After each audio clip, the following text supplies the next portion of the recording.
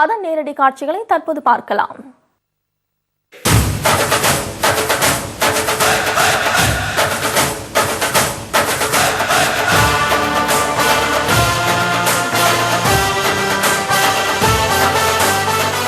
சட்டமன்ற உறுப்பினர் வெற்றி பெற்று வந்தவுடன் மண்ணச்சநல்லூர் தொகுதிக்கு செய்ய வேண்டிய முக்கியமான பணி, இங்க ஸ்ரீரங்கம் செல்றதுக்கு கொள்ளிடம் ஆற்றில தரை பாலம் அமைக்க வேண்டும் என்று மக்களுடைய கோரிக்கை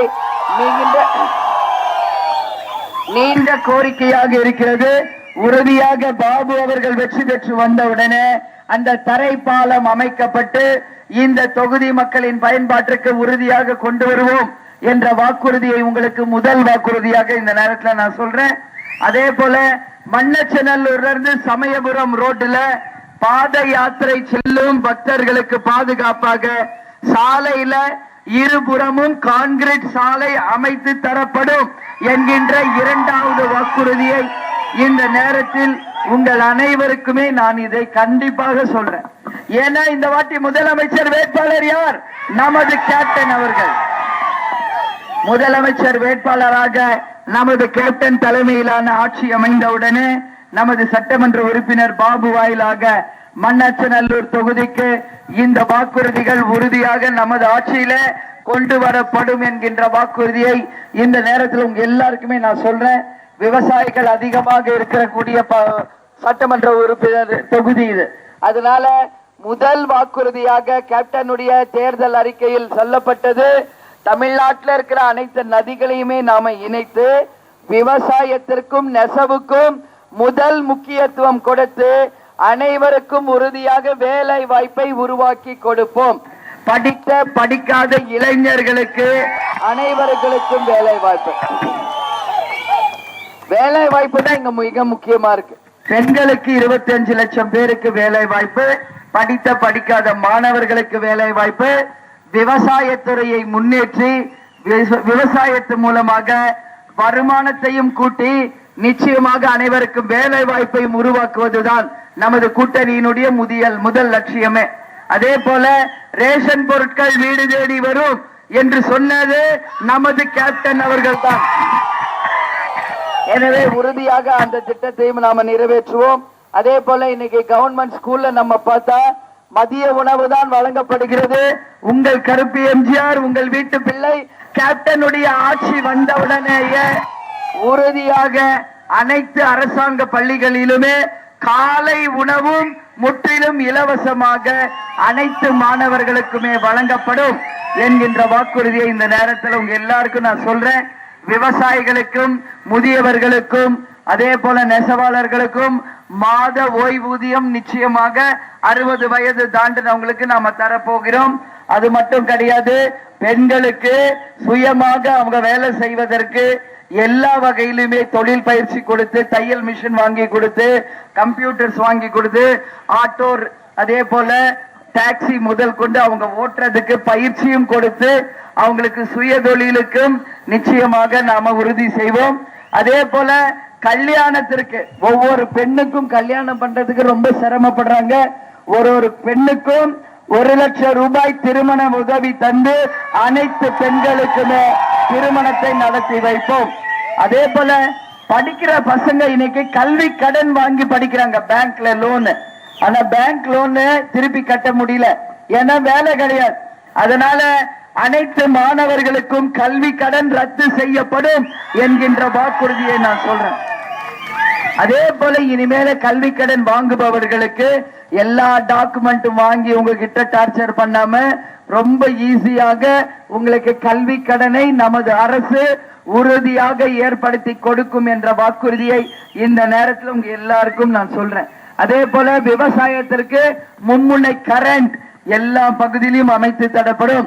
விவசாய கடன் ரத்து செய்ய வேண்டும் என்ற கோரிக்கை இருக்கிறது. கேப்டனுடைய பரிசீலனையில் இருக்கு. உறுதியாக அதை பரிசீலனை செய்து விவசாய கடன் ரத்து செய்வதற்கு எல்லா விதத்திலும் கேப்டனுடைய ஆட்சி விவசாயிகளுக்கு துணை புரியும் என்பதை இந்த நேரத்தில் நான் உறுதியாக சொல்கிறேன். அதே போல இந்த பகுதிக்கும் மக்களுக்கும் வேண்டிய அனைத்து வசதிகளையும் ஏற்படுத்துவோம். எல்லா விதத்திலும் நல்ல சாலை வசதி, நல்ல போக்குவரத்து வசதி, கவர்மெண்ட் ஹாஸ்பிட்டல், கவர்மெண்ட் ஸ்கூலு, எங்கெல்லாம் கழிப்பிட வசதி இல்லாம இருக்கோ எல்லா இடத்திலும் கழிப்பிட வசதிகள் ஏற்படுத்தி மண்ணச்சநல்லூர் தொகுதியினுடைய அடிப்படை தேவைகள் என்ன என்று பார்த்து நமது வேட்பாளர் நிச்சயமாக உங்களுக்காக அந்த தேவைகளை பூர்த்தி செய்வார் என்கின்ற வாக்குறுதியை இந்த நேரத்தில் உங்க எல்லோருக்குமே நான் சொல்றேன். அதனால திமுக அதிமுக ஓட்டு கேட்டு வந்தாங்கன்னா ஒரே விஷயத்துக்காக தான் வருவாங்க. எதுக்கு? ஓட்டுக்கு காசு கொடுக்கிறோம் அப்படின்னு சொல்லி உங்களை எல்லாரையும் ஏமாத்துறதுக்கு வருவாங்க.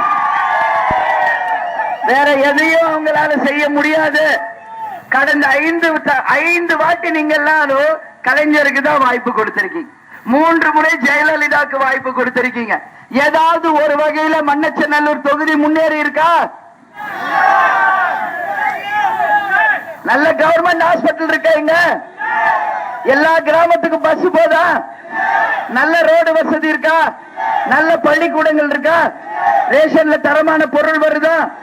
ரேஷன் கடையில உங்களுக்கு பொருள் தராங்களா? அதே போல இன்னைக்கு பார்த்தோம்னா கரண்ட் இருக்கா? மும்முனை கரண்ட்.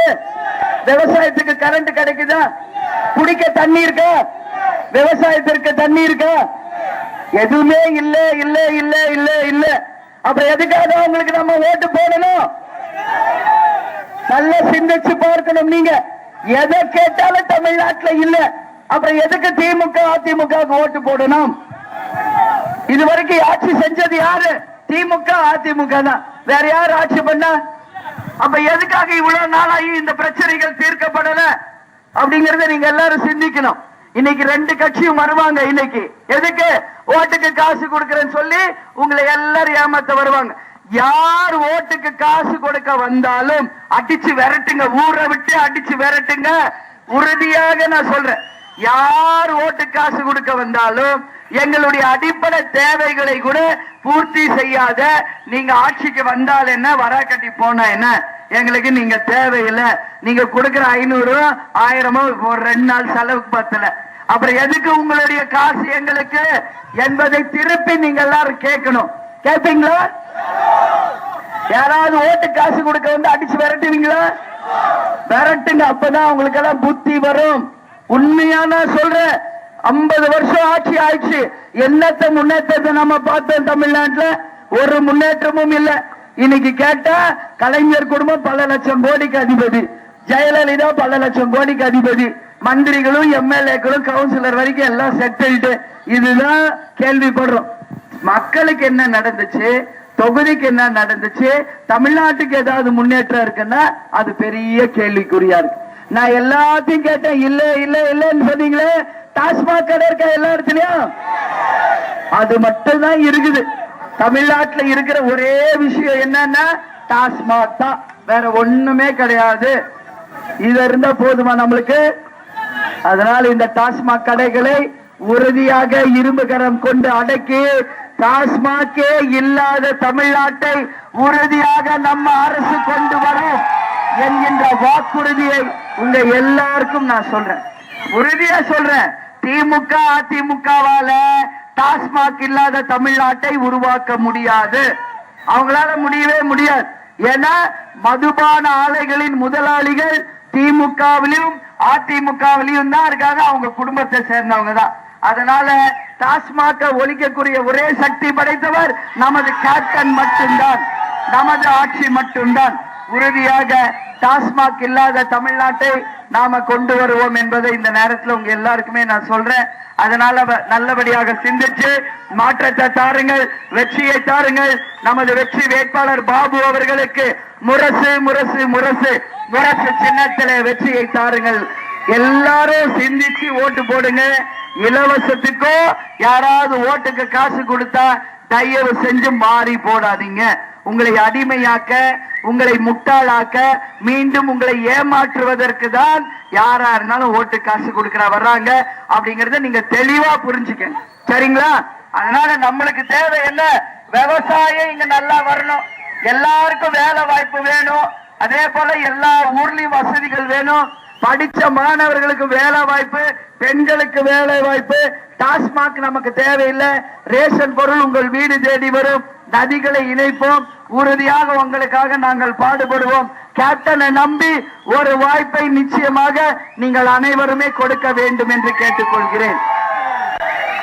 எனவே என்னை வரவேற்க இங்க வந்திருக்கிற அனைவருக்கும் எனது இருகர கூப்பி நன்றிகளை தெரிவித்துக் கொண்டு மீண்டும் வருவோம். வெற்றி பெற்று நமது வெற்றி வேட்பாளர் பாபு அவர்களுக்கு முரசு முரசு முரசு என்று முரசு சின்னத்தில வெற்றி தாருங்கள் என்று கேட்டுக்கொண்டு உங்களிடமிருந்து விடைபெறுகிறேன். நன்றி, வணக்கம். கூட்டணி கட்சி